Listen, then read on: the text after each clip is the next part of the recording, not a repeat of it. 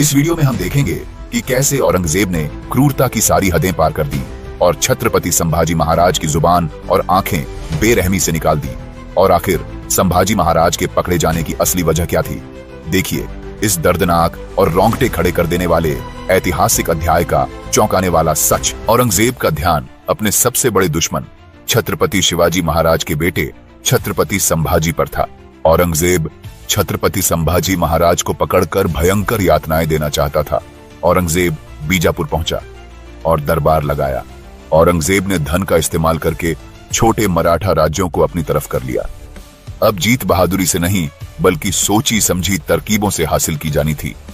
इसका प्रभाव यह हुआ कि मराठा बिखर गए और अपने भविष्य को लेकर अनिश्चित हो गए। अब औरंगजेब ने छत्रपति संभाजी महाराज को पकड़ने की योजना पर काम करना शुरू किया। उसने चेतावनी दी कि छत्रपति संभाजी महाराज, जो रायगढ़, राजगढ़ और पन्हाला जैसे किलों के बीच लगातार स्थान बदलते रहते हैं, उन्हें केवल मैदानी इलाकों में पकड़ा जा सकता है। उसने छत्रपति संभाजी महाराज के परिवार, विशेष रूप से शिर्के खानदान के साथ छत्रपति संभाजी को पकड़ने की योजना बनाई। औरंगजेब ने छत्रपति संभाजी महाराज और कालश के बीच के गहरे बंधन को उनकी कमजोरी माना और इस मौके का फायदा उठाने की रणनीति तैयार की। मुगल सम्राट ने मुकर्रब खान को कोल्हापुर में तैनात किया, जिससे वह पन्हाला के पास छत्रपति संभाजी महाराज को पकड़ सके। साथ ही मुगल बेस को अहमदनगर शिफ्ट करने की योजना बनाई गई। दूसरी ओर छत्रपति संभाजी महाराज येसुबाई, राम राजा और अन्य सलाहकारों के साथ स्थिति पर गंभीर चर्चा कर रहे थे।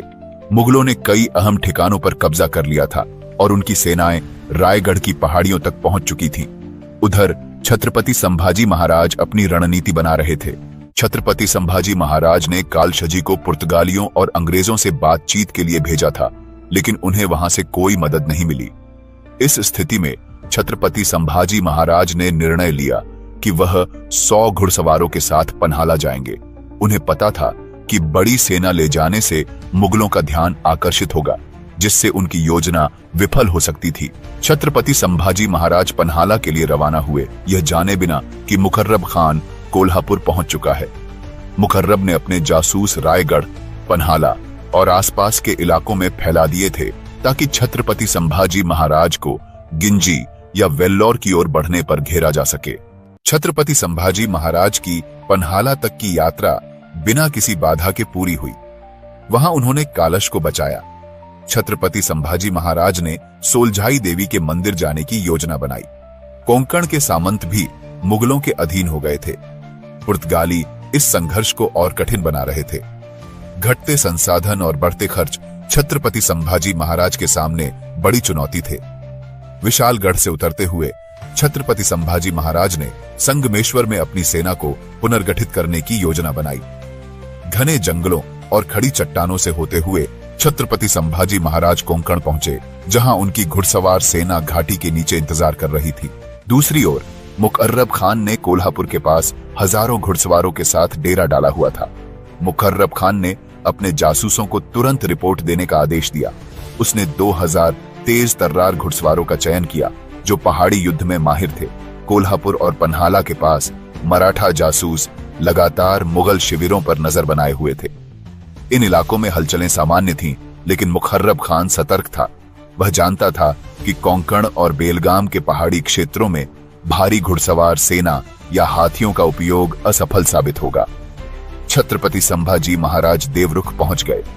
इसी दौरान मुकर्रब खान को सूचना मिली कि पन्हाला से देवरुख की ओर एक छोटी मराठा टुकड़ी जाती हुई देखी गई। उसने अपने जासूसों को जांच का आदेश दिया।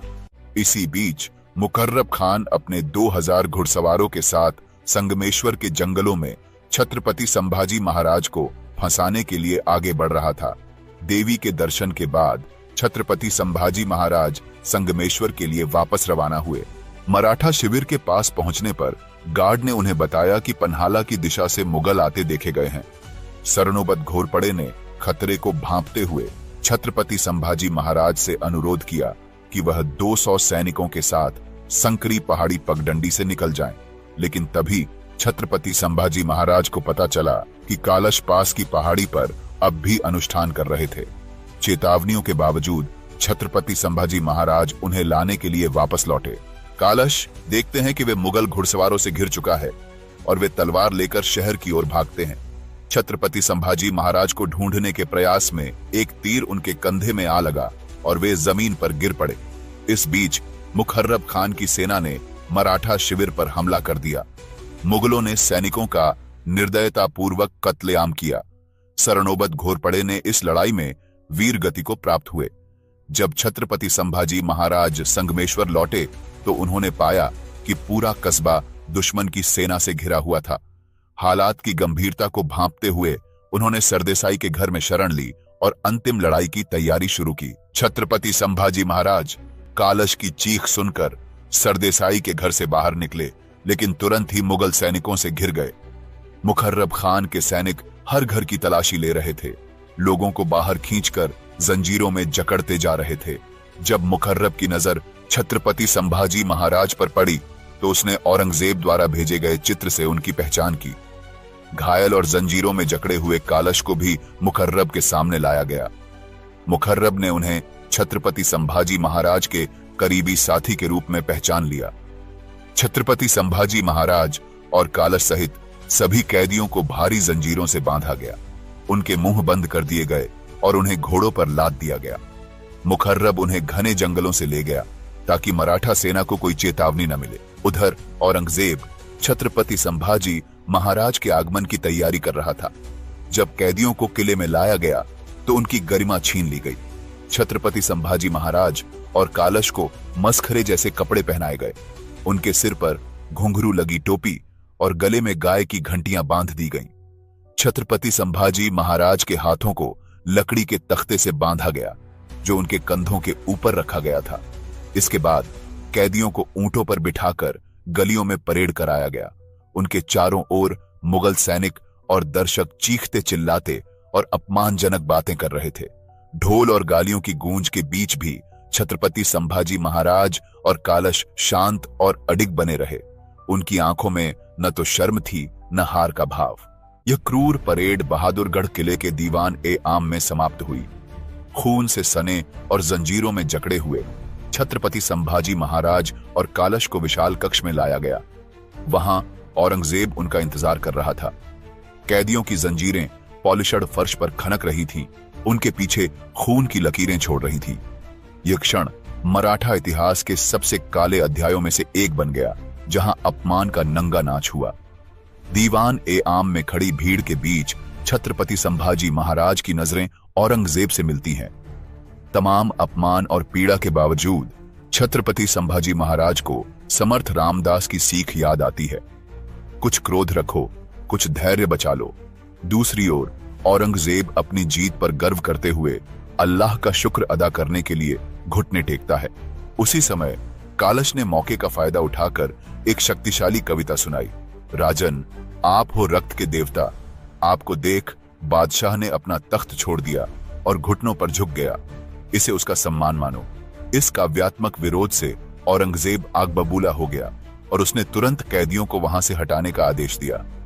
छत्रपति संभाजी महाराज अंधेरे काल कोठरी में पड़े थे, शारीरिक रूप से टूटे हुए लेकिन मानसिक रूप से अडिग। अपने पिता की शिक्षाओं से प्रेरित होकर उन्होंने मराठा जनता के दिलों में स्वतंत्रता की लौ जलाने की कल्पना की। औरंगजेब सामने खड़ा हुआ। छत्रपति संभाजी महाराज मुस्कुराए और उनकी यह मुस्कान औरंगजेब के गर्व को चोट पहुंचा रही थी। औरंगजेब ने उन्हें उकसाने की कोशिश की, उनके वंश और उनके पिता से कथित गद्दारी का जिक्र किया, लेकिन छत्रपति संभाजी महाराज पर इसका कोई असर नहीं पड़ा। छत्रपति संभाजी महाराज अपने सामने खड़े औरंगजेब को पलटकर उसके अत्याचारों की गिनती करवाते हैं।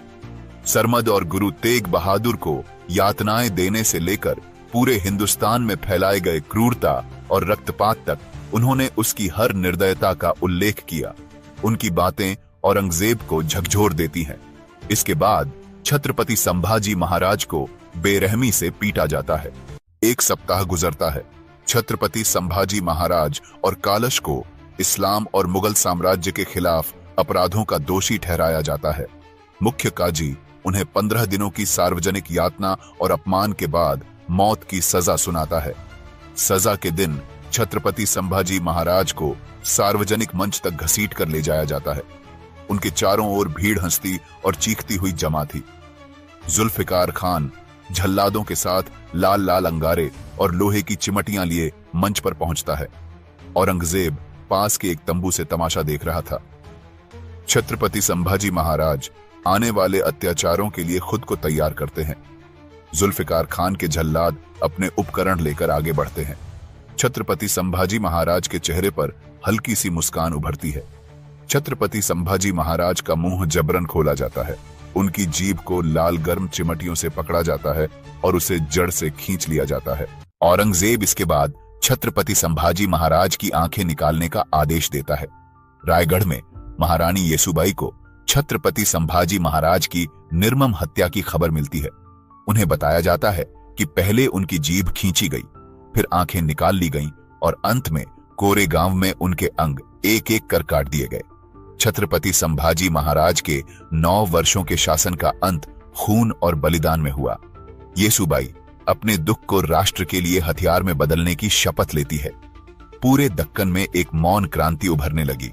किसान, कारीगर, आदिवासी और यहां तक कि जो मुगलों से दगा कर चुके थे, सभी में छत्रपति संभाजी महाराज के अपमान का बदला लेने की आग जल उठी।